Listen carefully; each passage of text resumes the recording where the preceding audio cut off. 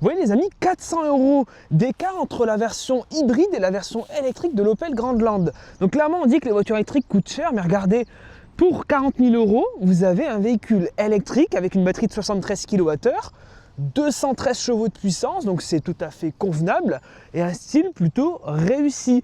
Et en plus, cette voiture, c'est le cousin technique du Peugeot i3008, donc c'est clairement un plutôt bon avantage, c'est plutôt un bon argument. La plateforme est plutôt bien et l'autonomie pas trop dégueulasse. Bon, par contre, les points négatifs, ça se passe ici, c'est au niveau de la recharge, c'est finalement assez long, on est à 30 voire 40 minutes facile pour une recharge. Donc c'est pas une recharge très performante, sachant que maintenant il y a des véhicules qui nous viennent notamment de Chine qui rechargent bien mieux là-dessus. Maintenant on a un bon package, de bonnes aides à la conduite, une plutôt bonne finition, une voiture plutôt sympa. Donc clairement pour ce prix, pour 40 000 €, est-ce que ce serait pas une excellente surprise? Et est-ce que ce serait pas surtout la meilleure voiture électrique reposant sur cette plateforme STLA pour le moment? Voilà.